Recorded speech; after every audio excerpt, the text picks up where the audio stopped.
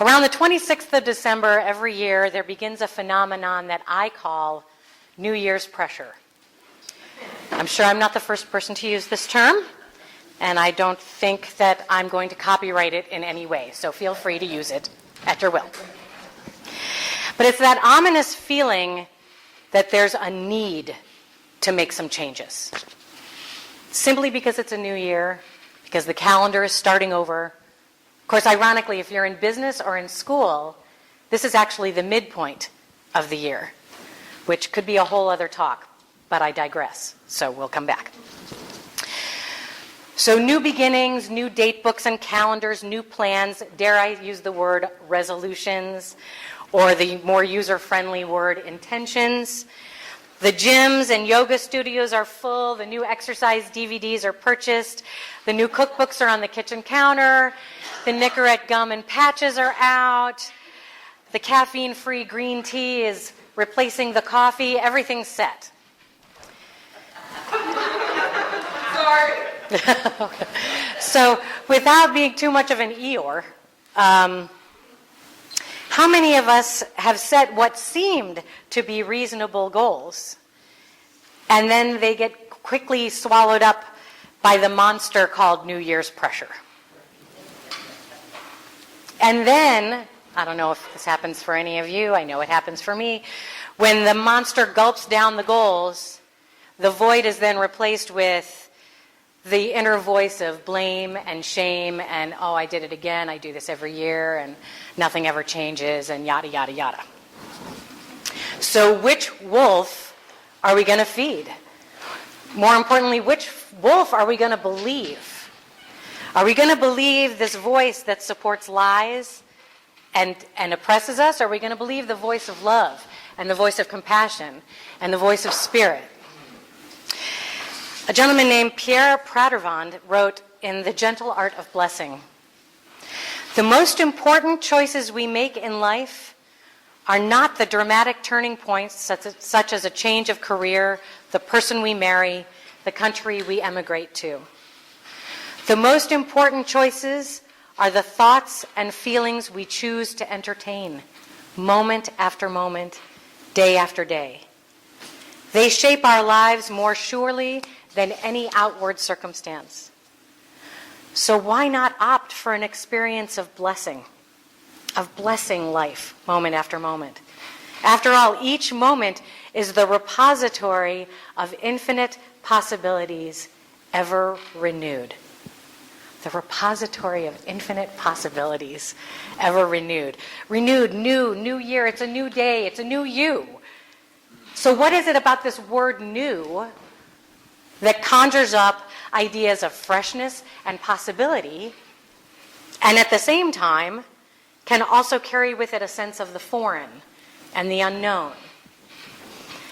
And I found myself, as I was working with this word new, I found myself waffling between the excitement aspect of new and the occasional dread that arises when faced with something new. I learned when I was younger, and I just started to drive, I learned that I had this great photographic memory, that if I got somewhere once, if I drove somewhere once with directions, I never needed directions again. It was in there. And with the exception of one house in Anchorage, I can still do this. You know, the first time I use my Google Maps and my phone's all lit up and I'm following my little arrow step by step. But then once I'm there, I'm like, not going to need it again. I know exactly where I'm going. So new as scary, new as adventure, and new instantly becoming the familiar. So we've got this that says, "There will come a time when you believe everything is finished. That will be the beginning." New as beginning, again, anytime we want to. Now. And now. See how that works? It's like each new now. So I was like literally jumping through hoops with this word. I'm like, there's so much there. And so then I thought, well, I'm going to check in the other wisdom paths and see where new shows up. So in the Quran, ironically, when you when you search the Quran for the word new, the word K-N-E-W, new, comes up. And I thought, well, that's interesting. I don't know what it means. It's not significant. I just thought it was interesting. But there's a statement, for every news, there is a reality, and you will come to know. So for every new information, there's something back of it, and we will learn it. In the Hebrew Bible, in Psalm 33, sing to him a new song, play skillfully and shout for joy. From Buddha, do not dwell in the past. Do not dream of the future. Concentrate the mind on the present moment. And for me, that translated to the now being the always new moment. The new moment continually becomes the now moment, which then becomes the new and the now. But yeah, you can see this rabbit hole goes deep. And in the Upanishads, this is one of my favorite quotes. As a caterpillar, having come to the end of one blade of grass, draws itself together and reaches out for the next, so the self, having come to the end of one life and dispelled all ignorance, gathers in its faculties and reaches out from the old body to a new. And then lastly, I was surprised, I guess I shouldn't be, but I was, surprised by 3 separate references in the New Testament using the exact same terminology for this great idea. In Matthew, Mark, and Luke, they all say basically the same thing about not putting new wine into old wineskins, because the wineskins burst and the wine gets ruined. We're going to get back to the wineskin thing, because that came up again. And then in addition to spiritual paths, I came up with these 2 fantastic, the greatest teachers of our times, my favorites. And I put them on slides because I really wanted you to absorb these ones. This is from Marcus Aurelius. When you arise in the morning, think of what a precious privilege it is to be alive, to breathe, to think, to enjoy, to love. Every morning is a new day. And we don't think about that, but it's true. It's totally new. And then from my buddy Ralph, there's actually more to this quote than's on the slide. But it starts, finish every day and be done with it. Well, actually, if you're going to do it the way Ralph said, finish every day and be done with it. You have done what you could. Some blunders and absurdities no doubt have crept in. Forget them as soon as you can. Tomorrow is a new day. Begin it well and serenely, and with too high a spirit to be cumbered by your old nonsense. This day is all that is good and fair. It is too dear with the hopes and invitations to waste a moment on yesterdays. It's too dear. Each moment we have is so precious, so temporary, so elusive, that we are, in fact, always in the new. Living in the now, we are in the new. And this happens whether we choose to embrace that or not. It's going to go. And so this led down another rabbit hole, and I began to think about what's new in the world of spirituality. Heather and I were talking recently, we were driving around town, and I was saying, it's so interesting how church attendance has generally been going down over the last few years. Why is that? And I think it's because people are seeking a more deeper spiritual experience than the by rote, uninspired, read from a book, same as we did it last week, experience that sometimes happens in traditional church. You stand, you sit, you do the whole thing. And I think that this is probably true. And I thought, so what can be new for people that can change this experience, that can make them want to join in community and with each other and with spirit? So on NPR recently, there was a story about a gathering taking place called Sunday Assembly. 2 people who are atheists did not want traditional church, did not want traditional religion, but they still wanted some kind of community gathering and experience. And so they came up with this idea of Sunday Assembly. And it sounded really new. And then they described their format. They gather, they meditate, they sing, and they listen to an inspiring talk. So, the only that. So the only thing that keeps this from being church is that they don't talk about God and they don't talk about religion. However, this is a photo taken from a Sunday assembly gathering. Forgive me for saying so, but this looks like church to me.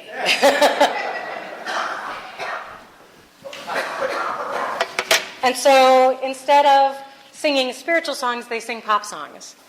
And instead of the topics being religious-based, they're scientifically based. Taking all of that into consideration, this is church. Because church is not a building and it's not a religion. Church is an experience. If any of you have experienced a hallelujah to the ground, screaming and hollering, hooping, hands in the air, church. That's church.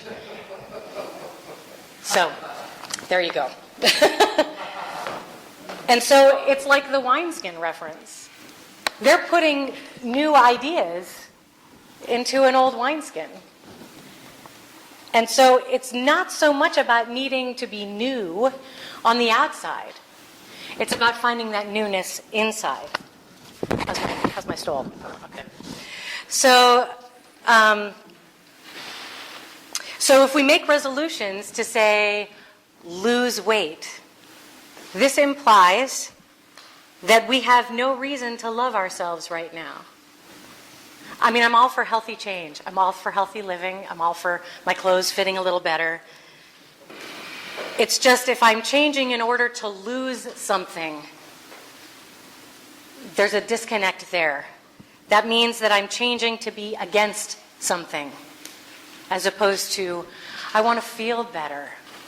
I want to renew myself. Not, I want to lose part of me. So we have to change from our inner heart's call, our spirit's call, or whatever motivates us. The change comes from within. The newness comes from within. Otherwise, it's just the superficial experience, and it's the appearance of change. Does this make sense? Because it made sense to me in the living room. Sometimes it does, and sometimes it doesn't. So with all that in mind, I want to give you a chance to ponder something, and we're going to do this together. My mom, who has become the hippest human being on the planet, let me just tell you, at 80 years old, she's so incredibly cool. She sent me this website called Get One Word. And I'm like, what is this? And the idea of the Get One Word website, it's also a book that you can get at Barnes & Noble or anywhere around town, is that it proposes this idea that instead of coming up with lists of resolutions and gobs of ideas and affirmations that we can never possibly remember, it's the idea of finding one word that fuels you, one word that speaks to you, that energizes you, that guides you, and that moves you in your life. And it can be, their idea is you choose your word for a year. I know people with commitment issues, so choose it for 6 months or a week. But, whatever works for you. I don't think there are rules. And if there are, break them, because that's the way we do it. So it's this idea of finding the word, the one word that you can snap like a rubber band to remember why you're here, what you're here for. So before we move into prayer, we're going to actually do this process together.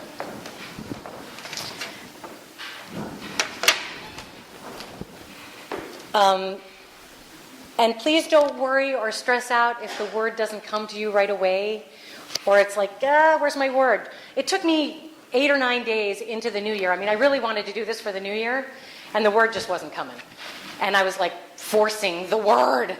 And then finally, about the 9th or 10th of January, I was like, I've said this word so many times already. It's already there. I got it. So don't worry. This is a beginning of the process. And then you can go to the website or get the book, or I can share the slide with you. I can email it to you if you'd like, whatever you want. So, one word creates clarity, power, passion, and life change. It impacts all 6 dimensions of your life: mental, physical, emotional, relational, spiritual, and financial. Simply put, one word sticks. That's from their website. So we're going to do this process together.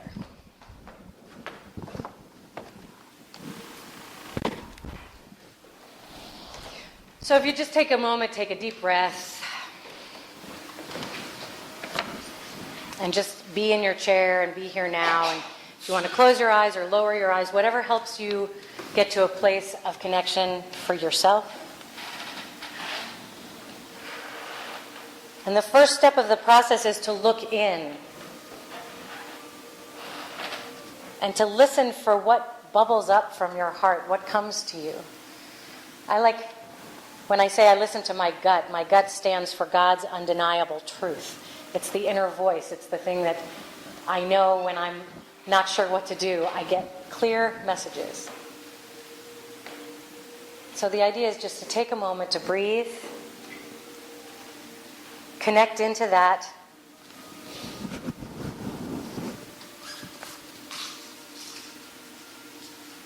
and to ask the questions, what do I need? What is in my way? And what needs to go?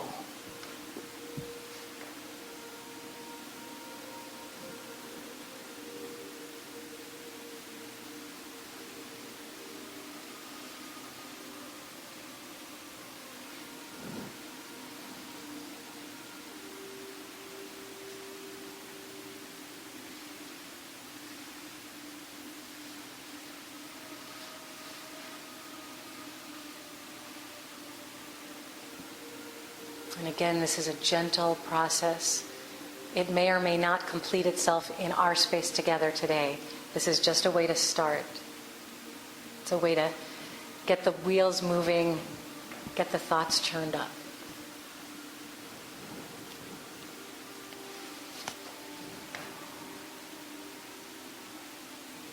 And as you start to think about these things, what I need, what's in my way, what needs to go, think about what Spirit is calling you to be in this life. How Spirit, God, universe, oneness, love, allness, whatever word we use, whatever that larger energy you call, how does it want to express through you? Because that's truly what God is. It's an energy and an essence that's living through each one of us. And so this is finding out how it wants to live through us.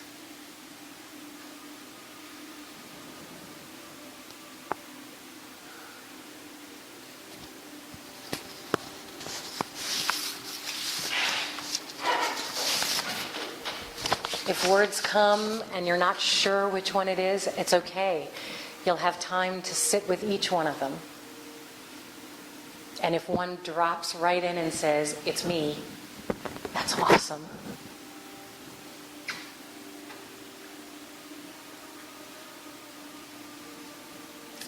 And when you do find that word that carries you through this week or this month or 6 months or this whole year, or possibly it's your life word, write it down. Live it. Share it if you choose. Or as Emerson tells us, live your words so that people don't need to ask you what it is. Who you are will speak louder than anything you could say. It's your choice. You can keep it sacred, or you can shout it from the rooftops.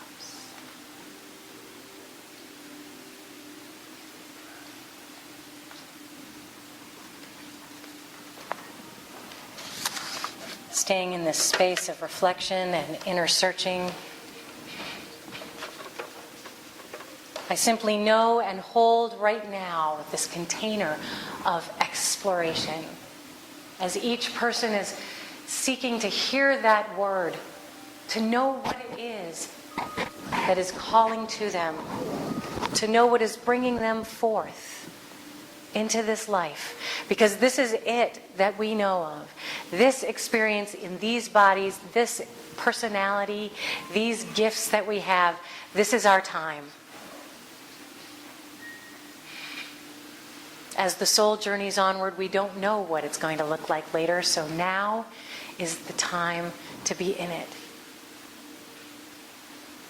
And Spirit is expressing itself in new ways every moment. Every moment's a do-over. Every moment's a restart if we choose it. And so I'm blessing that experience. And I'm holding in prayer so many who have reached out to want a new experience. Holding in prayer those who are healing right now, who are revealing the truth of themselves, that blueprint that God has created within them, the perfect blueprint that's within each of us. Right now, for those who have reached out for health concerns, I know that their blueprint is pushing its way from the innermost to the outermost to the visible. Nothing is stopping it. Perfect wholeness is happening right now.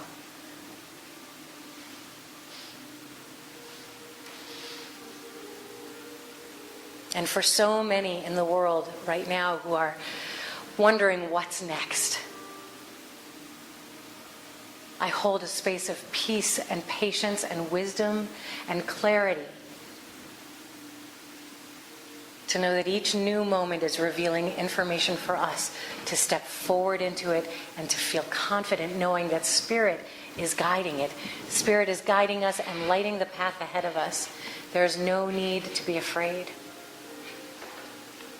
We are more courageous than we could ever imagine ourselves to be.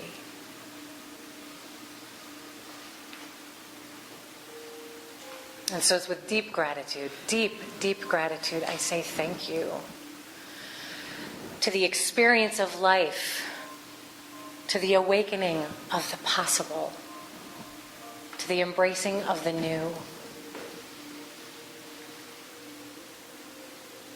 So grateful for each and every person in this room and each and every person connected to us through consciousness.